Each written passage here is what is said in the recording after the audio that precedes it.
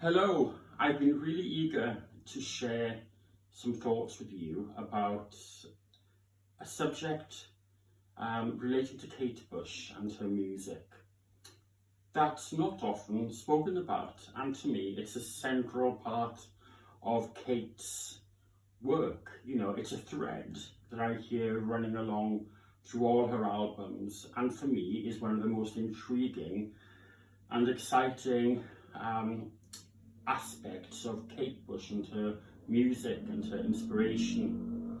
And it connects with how I first heard Kate's music and the feeling that it gave me at the time. I think I must have been about 5 or 6 years of age, and I was playing on the floor with cars and stuff, you know. And on the television, Hammer Horror came on, the video for Kate. And I mean, I was drawn, pulled in to, it was like being all of a sudden in another world, in another realm. And that feeling kind of emerged in me whenever, even as a child, that I heard Kate's music. It was like a tap on the shoulder and then being brought into another dimension, another place. And that very, very rarely happens to me with music. So anyway, and then I'm watching all these people speaking about Kate Bush and not really talking about something that I find fascinating, which is the mysticism, the spirituality, the psychological depth. These forces which kind of run throughout her albums for me, and not just on a surface level, actually on quite a deep level, a very considered, thoughtful level.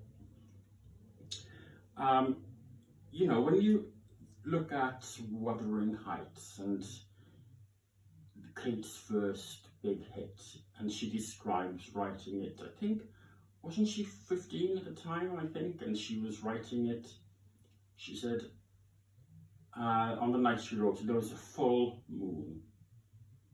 And so immediately, you know, you get this kind of image, a feeling of mysticism, spirituality, perhaps somewhat pagan, writing about a love affair that, as Kate says, goes on behind death. They will not be stopped by nature's boundaries, she said. And here you've got this ghost of Cathy at the window, beckoning Heathcliff, and it being written during a full moon. How wonderful is that? I just love the imagery of that. And then another aspect of Kate's work I find interesting is the psychological depth. Didn't she say at one point that if she wasn't going to be a musician, she would have considered to be a psychologist? And I also have a degree in psychotherapy. I was working as a psychotherapist for a while, and that's something that I've been doing whilst also being a professional musician, so we have that in common. And but she speaks about Jung and synchronicity.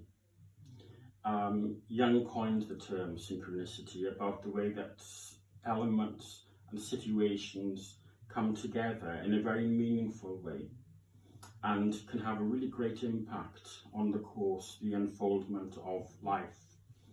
And in Kate's first album, she has a song called Strange Phenomena. Now, she talks very clearly and openly here about psychic situations where she thinks about a friend one night, and then after a long time of being apart, they bump into each other the following day. she speaks about the sixth sense, and she praises it. Raise the hat to the strange phenomena. Soul birds of a feather lock together.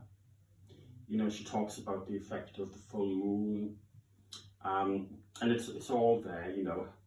What she seems to be expressing is a fascination with all things psychic and spiritual. Some might even call it a new age thing, but of course many of us know that it wasn't. All these things were not new. You know, they've been with us since time immemorial. And then on the album, The Kick Inside, she also has a song called Kite, where she talks about leaving her body and being connected to it by a silver cord. This is classic out-of-body experience. And people have had these very powerful experiences and written about them. And it seems to point to the possibility that consciousness actually can survive without the physical body. So Kate describes this in this wonderful soaring high voice song, Kite. The other thing that this brings to mind is Kate's late mother, Hannah. I remember reading once that Kate's mother was ill, and she described the experience of leaving her body. And I think this was said in an interview somewhere, one of the rare moments that Kate talks about spiritual things. So, yeah. Now, the album, The Hounds of Love, on what used to be the second side of it, now it's like a suite of songs, you know, on the CD, is The Ninth Wave. Now, The Ninth Wave is a story. It tells a story like a book in chronicle order of a person on the ice and they're drowning. And this is also classic near-death experience. She is drowning in the ice and she loses consciousness. And in this unconscious state, she does things like reliving past life memories, waking the witch,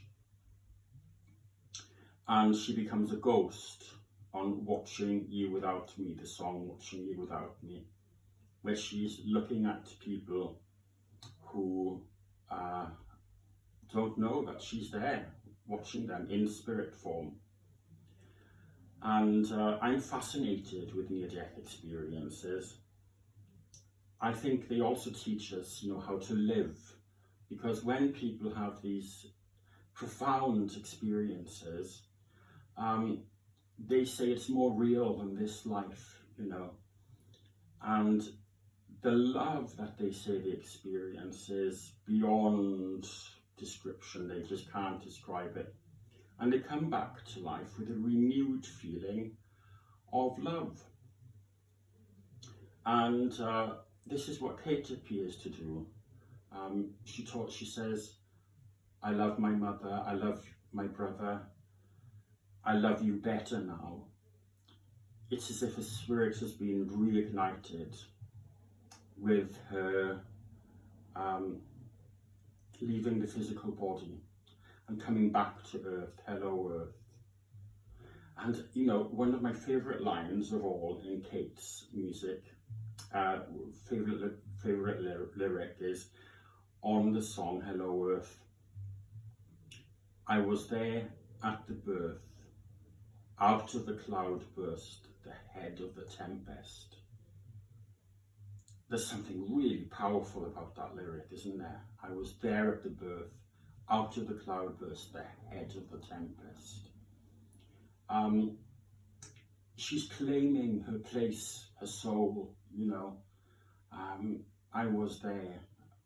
I even, you know, just saying it now gives me the goosebumps. And also on the album, The Red Shoes, there is a wonderful song called Lily. Now, I think it was Lily Cornford, the late Lily Cornford. She plays herself in the video for Lily, and she's instructing she's instructing Kate in a ritual, and I think it's the lesser banishing ritual, which was done originally through an order called the Hermetic Order of the Golden Dawn. And in this process, she calls on archangels to help her with defending herself against a psychic attack. It's a really powerful song and wonderful. And so Lily Cornford was a well-known healer and psychic that worked in London, and I think she had her own healing clinic. I did see a video about Lily Cornford's work, and it was on YouTube. I'm going back a few years, but I'll see if I can find it and put a link to it and underneath this video. So, and Kate says it in an interview as well. She says that she was helped by Lily during a difficult time, and Lily, I think she said Lily was also a colour therapist and worked with the archangels, and that anyway, so there's obviously a great connection there between them. And there's a lovely moment in the Lily video where Kate smiles at Lily Cornford, and it's a really beautiful smile. And yes, so here we have many different aspects of mystical encounters, spiritual insights, all running through Kate's music. And you know, it leaves me wondering, well, I wonder how Kate would define herself. It seems to me that she finds beauty and inspiration in many different spiritual traditions and portrays this in the most impeccable, beautiful, inspiring way through her music. And she creates an atmosphere, a mystical atmosphere through her music as well. So for me, listening to a Kate album is like stepping into another world, and a very wonderful, beautiful, inspiring world. It can be a bit of a roller coaster ride sometimes. The emotions there sometimes are so raw and so heartfelt. So thank you, Kate, for inspiring me, and thank you to listening to this as well. I know that there'll be lots of new Kate Bush fans out there. I'll probably think of loads of other things now that I could have said after this, but yeah, I really appreciate being able to share these thoughts with you. And if you want to check out some of my own music, that's on YouTube and Spotify, and I've also done a few cover versions of Kate's music as well, which are on YouTube. So yes, lovely to connect with you, and is wishing you all the love.